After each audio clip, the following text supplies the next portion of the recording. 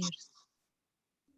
Entonces, quedaríamos en que la clase de hoy es para explicar la guía número 5 del módulo 35 y la materia respectiva. Entonces, aquí tenemos, bueno, los datos de siempre, ¿verdad? Administrativos. Esto, recuerden, no es necesario que lo impriman, con que respondan en el cuaderno, está bien. Vamos a cambiar la dinámica. Esta vez vamos a trabajar una guía cada 2 semanas.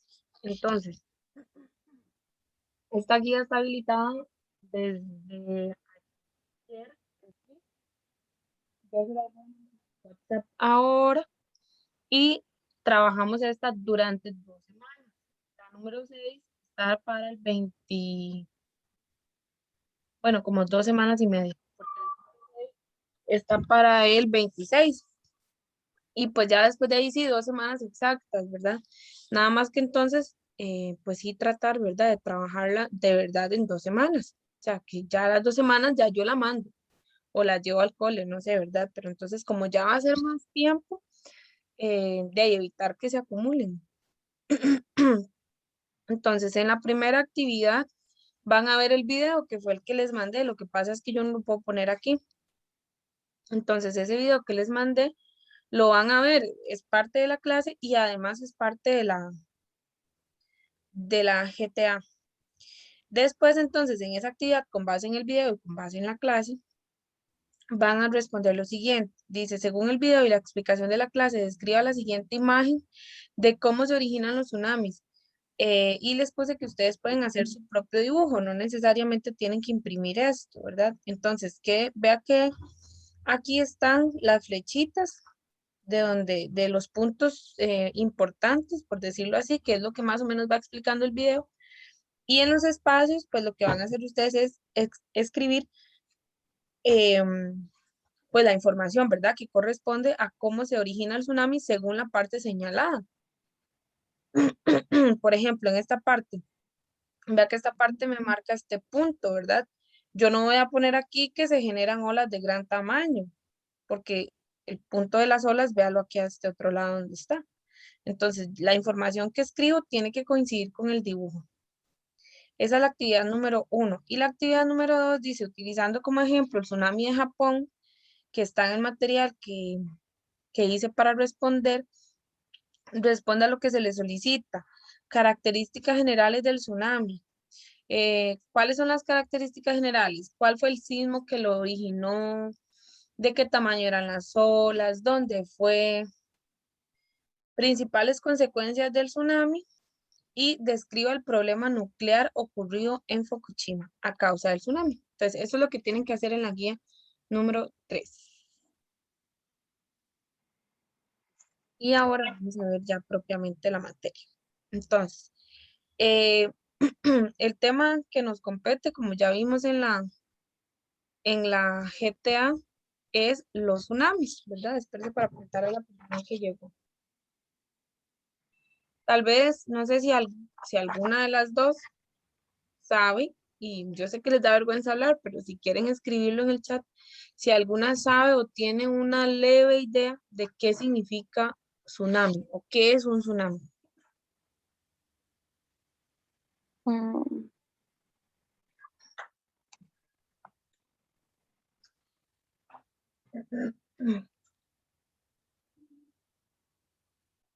Es que para eso tenían que ver el video, por eso se los mandé. En palabras muy sencillas, porque en el video van a ver que se explican un montón de detalles. En palabras muy sencillas, un tsunami es un desastre natural que es originado por el ay, movimiento que se genera en el interior de la Tierra. Ah, bueno, aquí hay alguien que me contestó. Vamos a ver. Pues sí, en realidad tiene razón. O sea, eh, Sharon lo que me está diciendo es que se hace un montón de agua y se inundan muchas cosas. Pues sí, ¿verdad? Esas son algunas consecuencias del tsunami. Em, el tsunami como tal es un evento natural que se origina por un movimiento de placas tectónicas, un choque de placas tectónicas, puede ser también una erupción volcánica en el fondo del océano, un deslizamiento en el fondo del océano, ¿verdad? Entonces, hay varios factores que podrían generar un tsunami y cuando en el interior de la Tierra lo que sucede es lo mismo que sucede en un terremoto, ¿verdad? Que venía en el instrumento y en la GTA número 2. Hay una liberación de energía que proviene desde el núcleo. Esa liberación de energía lo que genera es una especie de ondas que se van expandiendo y al expandirse los seres humanos lo percibimos como un movimiento, en el caso del terremoto, como un terremoto. En el caso de los tsunamis, pues también existe un movimiento, pero además de eso, además del movimiento que podemos percibir, además de eso, esas ondas, lo que generan son grandes olas que salen totalmente de lo normal. Los tsunamis son completamente impredecibles, es decir, al igual que los terremotos, no podemos saber cuándo va a ocurrir un tsunami. Aunque quisiéramos, no se puede. Existen algunos signos que podrían alarmar a la población de que un tsunami está por ocurrir. Por ejemplo, pensemos en que ocurre un terremoto de 8 grados en Limón, por ejemplo. El simple hecho que ya haya existido ese terremoto nos alarma de que podría suceder un tsunami. Entonces, pero podría, no hay la certeza. Es que eh, el caso, por ejemplo, de un huracán se ve por donde va. Una inundación, usted ve el río donde está lleno y donde se va a salir, ¿verdad? Pero en el caso de los tsunamis, no. Es un podría, pero no se sabe. Existen otros signos que eso lo van a ver en el video que puede dar el mar cuando va a ocurrir un tsunami y es el hecho de que el mar tiende a retirarse un poco, es decir, a parecer como si más bien la marea estuviera bajando y el mar se está haciendo como para atrás, para que me entiendan, ¿verdad? Pero en realidad no es eso, ¿verdad? Es un fenómeno que desarrollan los tsunamis donde el mar se retira un poco y posteriormente lanza las olas, pues básicamente gigantes. En algunos lugares los tsunamis se podrían detectar, ¿verdad? Los especialistas que se dedican a esto, pero como les dije anteriormente, los especialistas pueden saber el podría, eh, pero pues a ciencia cierta, normalmente no se logran detectar tanto como para evacuar a toda la población. Para que se desarrolle un tsunami es necesario que exista un sismo de 6 grados sobre la escala de Richter. Recordemos que los sismos se miden según esta escala y según entre mayor es el número, mayor va a ser la magnitud del sismo y por consiguiente el movimiento que vamos a sentir. Y además un hipocentro de 40 kilómetros de profundidad. No me voy a detener mucho aquí porque esto ya lo hablamos para la GTA número 2, pero recordemos que el hipocentro es el punto en el interior de la Tierra donde se libera la energía y desde donde salen las ondas. Entonces, para que suceda un tsunami se requiere que ese hipocentro, es decir, ese punto de liberación de energía, sea de unos 40 kilómetros de profundidad. Sin embargo, hay algunos casos, por ejemplo, el caso de Japón, que es el que van a ver para esta GTA, que el sismo fue bien intenso, fue de 9.1, pero el hipocentro fue de 24 kilómetros.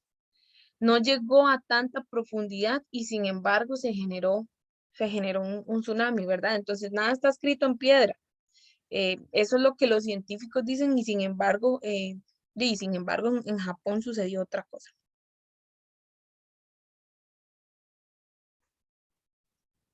Las olas, eh, ay, las olas, bueno, ya todos sabemos que es una ola, pero en este caso las olas se desplazan a una gran velocidad. Bueno, a una velocidad que nosotros no podríamos ni siquiera imaginar. Se cree que las olas andan en un promedio eh, de entre 500 y 1000 kilómetros por hora. Eso es demasiado rápido. Mucho, mucho, mucho, muy rápido. Nada más para que tengamos una noción, si un carro en exceso de velocidad anda a 120 kilómetros por hora y no sé, ve una persona, ve un perro y posiblemente no le dé tiempo de frenar, ¿verdad? Es muy rápido. Entonces, las olas se desplazan entre 500 y 1000 kilómetros. En general, la mayoría rondan aproximadamente los 800 kilómetros por hora. Y conforme se van acercando a la costa, es decir, a lo que nosotros llamamos la playa, ¿verdad? La arena, logran alcanzar unos 15 metros de altura. Dice el texto formando una pared de agua. Vean cómo lo vemos en la fotografía, ¿verdad? Son olas de gran tamaño y como lo dijo ahora Charo, que traen mucha agua, ¿verdad? Para que más o menos lo entendamos, que traen mucha agua. ¿Por qué? Bueno, lo van a ver ahora cuando vean el video, porque la energía que viene desde el interior de la Tierra se empieza a desplazar por el interior del mar y empieza mm, como a estrujar, para que me entiendan, como a estrujar el agua. Entonces, cuando el agua llega a la orilla, a la costa, lo que hace esa energía es que al presionar tanto el agua, pues el agua se rebasa en olas gigantes. Si bien es cierto, se cree que existen en un promedio olas de unos 15 metros, hay evidencias de que han existido tsunamis, por ejemplo el del Océano Índico, que fue en el 2004, donde las olas superaron ese tamaño e incluso se cree que llegaron a alcanzar aproximadamente 30 metros, que es bastante, ¿verdad? Porque una persona promedio, bueno, aquí en Costa Rica mide, no sé, 1,80 y algo, una persona alta. En otras latitudes una persona podrá medir 2 metros, ¿verdad? Pero pues ya una ola de 15 metros y por supuesto que 30 metros es mucho. En el caso de Japón, las olas fueron de 9 metros, a pesar de que podríamos decir, ah, bueno, no fueron tan grandes. Bueno, pero 9 metros aún es bastante. Y el caso de Japón es particular, ahorita vamos a ver por qué.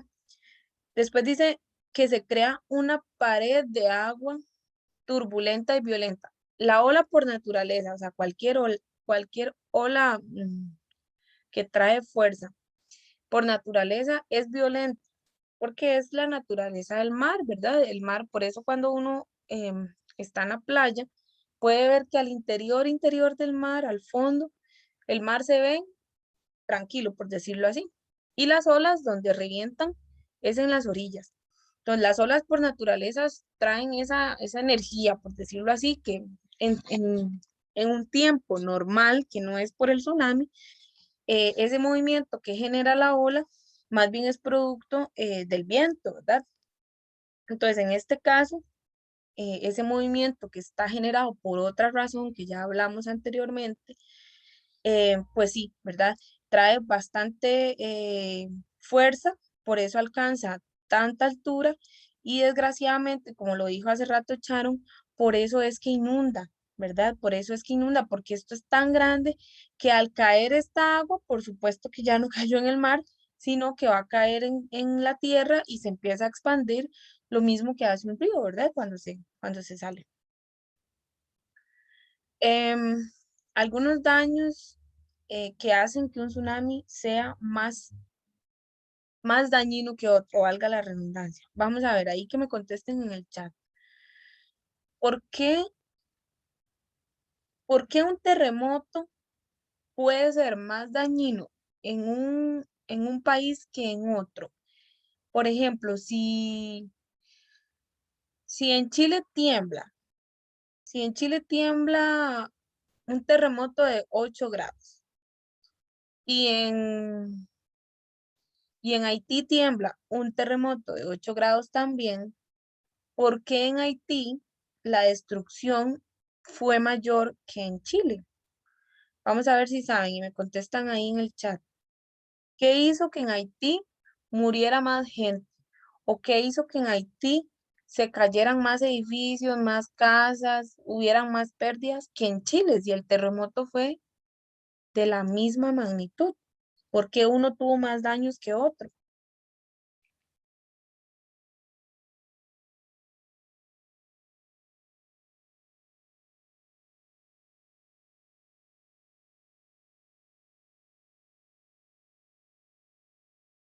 Pueden usar el chat, porque yo sé que les va a dar vergüenza hablar, pero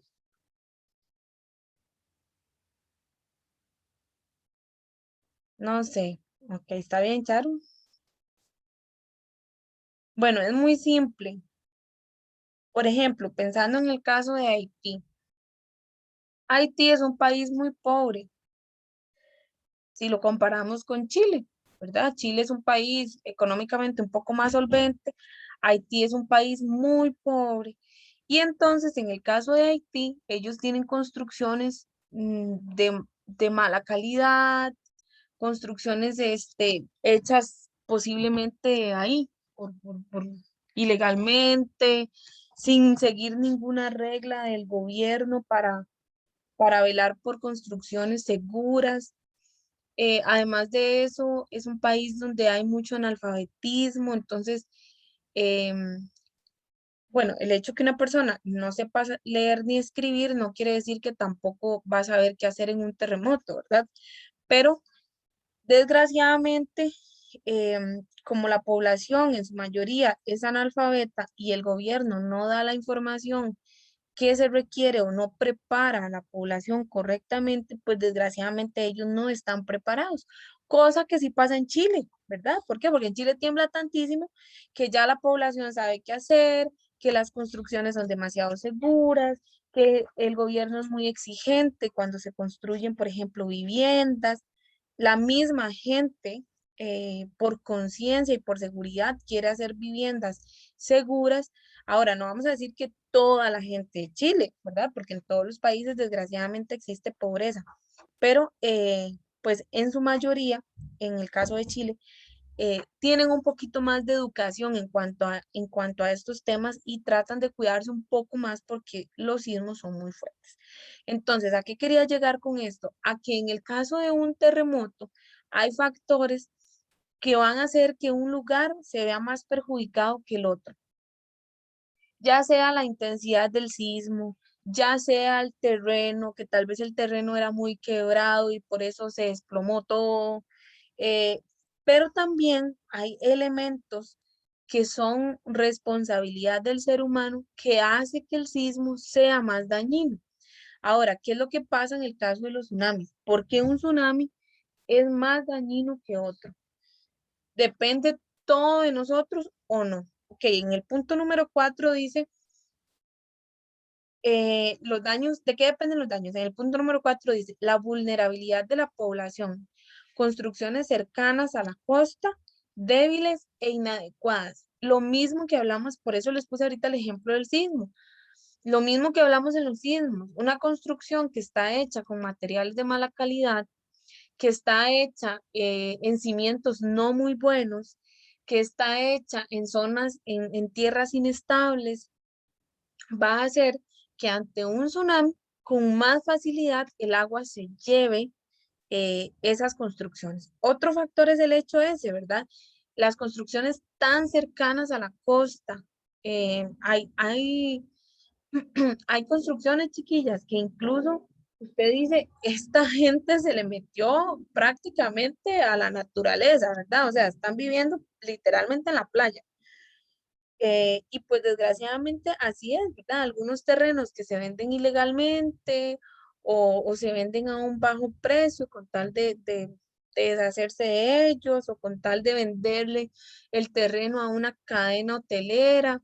Entonces las construcciones tan cerca del mar pues incrementan la peligrosidad o la vulnerabilidad de la población, ¿verdad?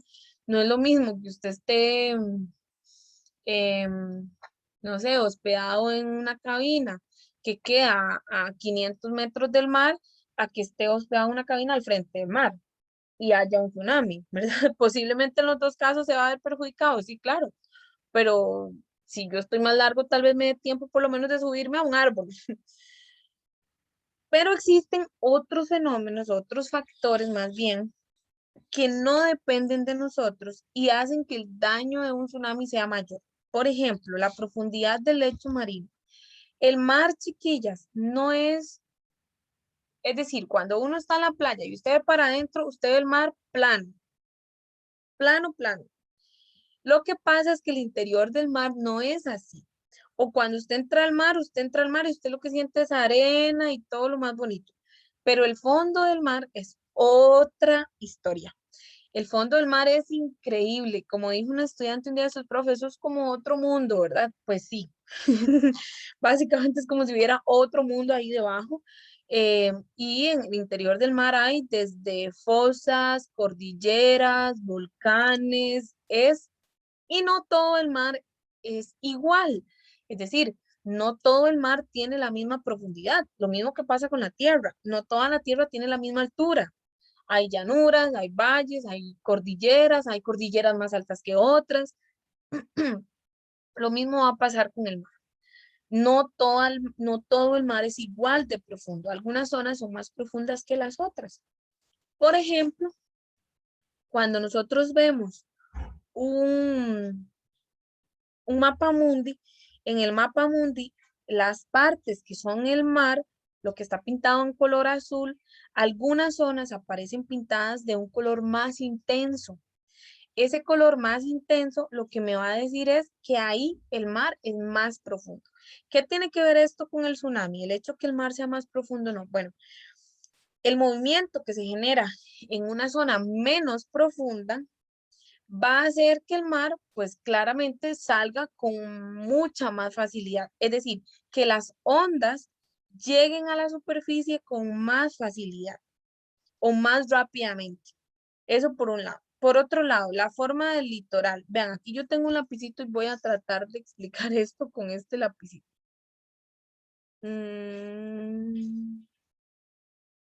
Bueno, aquí tenía yo un lapicito, no sé qué me hizo.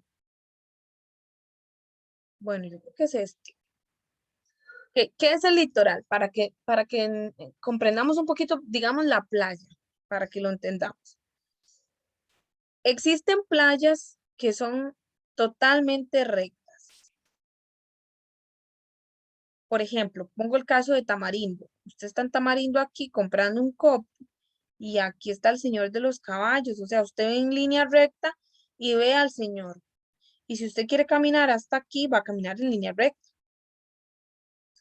Pero si usted va, por ejemplo, a Manzanillo, aquí está comprando un granizado y para ir donde el señor de los caballos, la playa es irregular. A eso se le llama la forma del litoral. Hay litorales que son más rectos, hay litorales que son más curvilíneos. Ahora, entendamos que cuando yo digo rectos puede ser que sea, por ejemplo, no sé, que pongo el caso de Punta Arenas, por ejemplo, es recto, luego viene la punta y recto, ¿verdad? Pero existen litorales que son curvilíneos. Cuando hablamos de que un litoral es recto, para el mar es más fácil avanzar, por decirlo así, ¿verdad? Es lo mismo que sucede con los ríos, ¿verdad? Por eso es que en Limón la tierra es tan plana y el río sube el agua cuando las famosas llenas que tienen ellos, ¿verdad? Cuando los ríos se salen, rápidamente se llena porque la tierra es totalmente plana, entonces no hay nada que lo detenga. Lo mismo va a pasar con los tsunamis, ¿verdad? El hecho que una playa sea totalmente recta eh, va a hacer que sea más fácil para el mar avanzar. Y por otro lado, tenemos este punto que dice la altitud y topografía de la costa. ¿Qué quiere decir eso? Una tierra, y en esto sí seamos claros, no es lo mismo que yo esté caminando en línea recta a que yo esté caminando en algo plano. Son cosas distintas. Yo puedo estar caminando en línea recta, pero no en plano, como puedo estar caminando en línea recta y plano. Entonces, o puedo estar caminando como en Manzanillo, por ejemplo. Puedo estar caminando así en Manzanillo, pero el terreno es plano, ¿verdad? Entonces, aquí juegan un papel muy importante estas dos cosas. El hecho de que el litoral sea irregular o plano, perdón, irregular o recto, y que la topografía sea plana o quebrada. ¿Por qué? Porque cuando la topografía es quebrada, es decir, hay subiditas, hay bajaditas, hay peñitas, no sé, esa topografía que es quebrada o ese litoral que es irregular, ayuda al mar, es decir, más bien, perdón, ayuda a detener el mar. Mientras que una tierra o un litoral que es recto y tras de todo es plano, pues el mar tiene mucha facilidad para avanzar. Por otro lado, tenemos la vegetación existente. Perdón que les ponga tanto los ejemplos de los ríos, pero es que es muy similar. Si usted a un río le corta todos los árboles que el río tiene en su orilla, cuando venga una lluvia fuerte, el río se va a salir con mucha facilidad porque no tiene ninguna barrera que lo detenga. En el caso del tsunami, cuando el tsunami se genera, las olas se lanzan con esa fuerza y no hay vegetación, no hay nada que lo detenga. Y hay gente que dice, porque una estudiante me lo dijo un día de estos, profe, pero es que con la fuerza que lleva el agua, igual va a arrancar los árboles. Tal vez no. No podríamos saberlo a ciencia cierta. Entonces, posiblemente algunos árboles van a servir de refugio, van a detener el agua. Entonces, hay playas que también me dijeron un día, una persona me dijo, un estudiante, profe, pero es que hay playas que no tienen vegetación. Claro, existen playas que no tienen, porque por naturaleza son así, no tienen vegetación. Pero existen otras que les cortaron la vegetación para hacer casas, para hacer hoteles. Entonces, desgraciadamente, la vegetación que podría ser una barrera, pues si no hay, el daño va a ser mayor que si en una playa donde haya un tsunami que sí haya vegetación. Y por otro lado, la ausencia de montañas. Eh, un día de estos un estudiante me dijo, profe, pero es que mientras uno llega a la montaña se ahoga. Tal vez sí, tal vez no, ¿verdad? El hecho de que exista una montaña cercana es una esperanza es una zona segura, ¿verdad? A diferencia del sismo, ¿verdad? Que el sismo más bien nos dicen, vayan y busquen zonas lo más planas posibles, ¿verdad? En este caso, no, en este caso busquemos zonas altas y ojalá montañitas, no hoteles, porque un hotel se lo puede llevar el mar. Entonces, las montañas van a tener dos funciones. Uno, refugiarnos. Y dos, detener el agua. Voy a usar otra vez el lapicito para que, vamos a usar el verde para hacer las montañitas. Supongamos que esta es esta línea va a ser nuestra base, ¿verdad? Lo más plano. Tenemos las montañas y supongamos,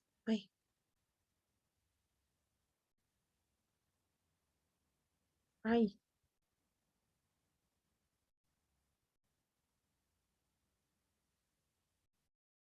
supongamos que aquí viene el mar, ¿verdad? Aquí vienen las olas gigantes. Yo soy buena dibujante, pero es que aquí en computadora es complicado. ¿Qué es lo que pasa?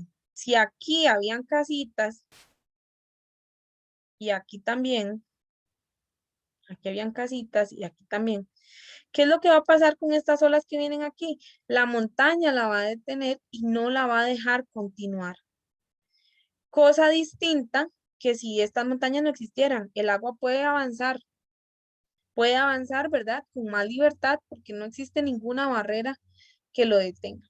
Entonces vean cómo podemos al final concluir que hay factores que hacen que un tsunami sea más dañino y que no dependen de nosotros, porque nosotros no podemos construir una montaña o no podemos ir a cambiar la topografía de una playa. Lo que sí podemos es no talar árboles, eso sí podemos, o sembrar árboles. Algunos de los tsunamis más famosos del mundo en los últimos años, tenemos tres. En el 2004, el tsunami del Océano Índico que afectó Tailandia, Sumatra, Indonesia y algunos otros países cercanos ahí en la zona. Hubo 226 muertos, fue un tsunami muy, muy intenso. Además de que esta zona es una zona muy turística, entonces desgraciadamente habían muchas personas eh, pues disfrutando de sus vacaciones y demás, y pues se llevaron este mal momento. En el 2010, después de un sismo de 8.8 grados en Chile, hubo un tsunami también. Y el 2011, que es el que vamos a estudiar para la guía, que es el de Japón, que fue un terremoto de 9 grados. En este mueren 9.000 personas. perdón, un terremoto de 9.1. ¿Por qué mueren tantas personas en este terremoto de Japón? Bueno, hubo varios factores. El terremoto fue muy fuerte, el tsunami se da posterior, ¿verdad? Al terremoto, por supuesto. Entonces fueron dos fenómenos, primero el del terremoto, después el del tsunami, y después vamos a ver que también pasó otra cosa. Esta fotografía es del tsunami en Japón. Vemos como en realidad, pues sí, ¿verdad? Las olas les decía que fueron de 9 metros y pues vean cómo, bueno, no me imagino yo cómo podría ser estar uno viendo el mar literalmente metiéndose en la tierra. El 11 de marzo del 2011, un potente terremoto de magnitud de 9.1 se produjo a 371 kilómetros al noroeste de Tokio. Aquí está Japón en ese cosito que les marqué. Em, el terremoto causa un tsunami de olas de unos 9 metros de altura que dañan varios reactores nucleares del área. Ya vamos a hablar de esa parte. En el momento del terremoto, Japón tenía 54 reactores nucleares. Esto es materia de ciencias, ¿verdad?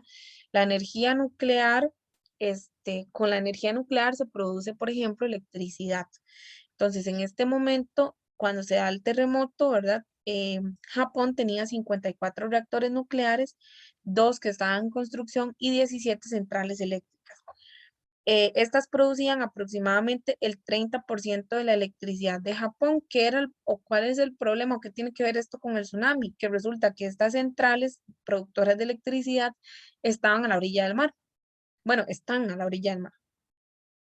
Los daños materiales causados por el terremoto y el tsunami se estiman en unos 25 billones de yenes. Yenes es la moneda japonesa, que llega a unos, bueno, que equivale a unos 300.000 millones de dólares. Ni convirtamos eso a colones porque nos asustaríamos. El gobierno declara una emergencia en la planta de energía nuclear cerca de Sendai. Entre unas 60.000 y 70.000 personas que vivían cerca de la zona, se les ordenó evacuar a los refugios. A las 5:56 de la mañana se produce otra réplica, es decir, otro terremoto. Para este momento, la Agencia Japonesa de Seguridad Nuclear e Industrial anuncia que la radiación cerca de la puerta principal de la planta es 8 veces mayor que el nivel normal.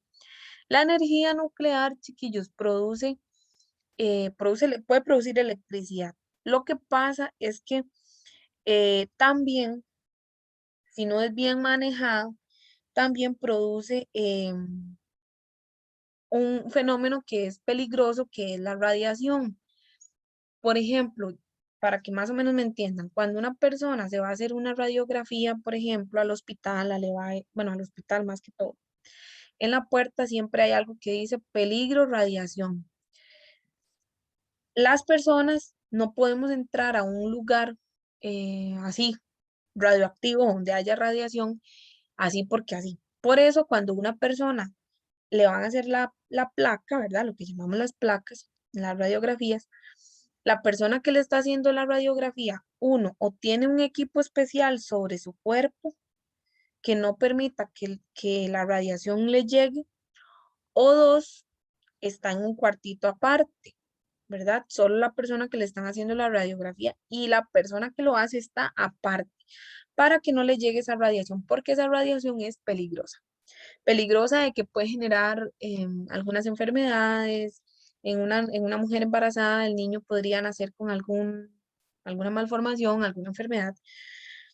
Entonces, el punto es que si bien es cierto, las plantas nucleares de Japón se utilizan para producir energía, en el momento del evento, más bien se convirtió en otra tercera amenaza. Entonces, estamos hablando que era primero el terremoto, después el tsunami, y para variar, el peligro que existía por la radiación de los reactores nucleares. Aquí fue donde bueno, este es el mapa, ¿verdad? De Japón.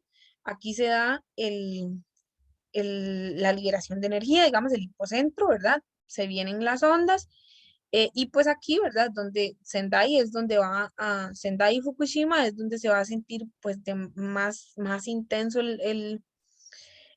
¿cómo se llama? El sismo. Y pues la afectación va a ser, ¿verdad? El tsunami va a ser acá, después se va a dar en esta zona de Honshu, se va a dar la réplica, ¿verdad? E inevitablemente, pues lo que va a pasar es que el mar sigue, pues sigue lo que estamos hablando, ¿verdad? Si vemos aquí, si observamos esto que se ve acá, ¿verdad? Casi podríamos relacionar esto un poco con el cinturón del fuego del Pacífico, ¿verdad? Ya sabemos qué es. Eh,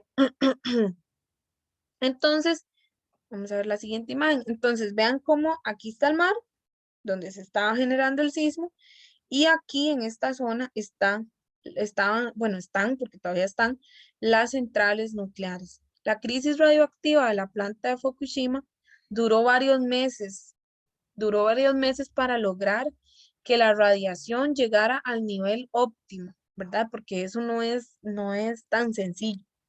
Entonces, por eso es que la radiación es tan peligrosa, porque después de la explosión se da una radiación extremadamente alta, tanto así que en algún momento el gobierno de Japón tuvo que detener por completo, por eso dice aquí, tuvo que informar una parada fría de la central nuclear de Fukushima. Esto hizo que mucha gente estuviera sin luz durante mucho tiempo. Y pues después de eso, los reactores se tuvieron que mantener a unas temperaturas por debajo del punto de ebullición durante algún tiempo, es decir, por debajo del punto que pues generaría la electricidad óptima, ¿verdad? Y esto nada más, bueno, esta es una imagen que les puse ahí al final como para que vieran un poquito lo de la central de Fukushima.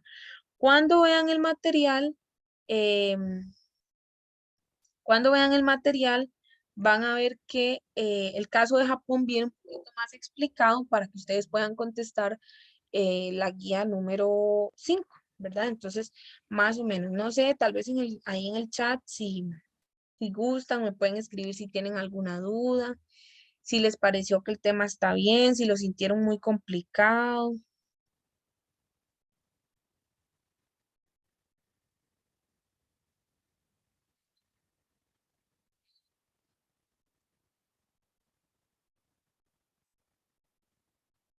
Ok, entonces estamos.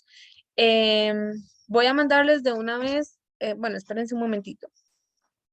Entonces quedamos hasta aquí con el módulo 35.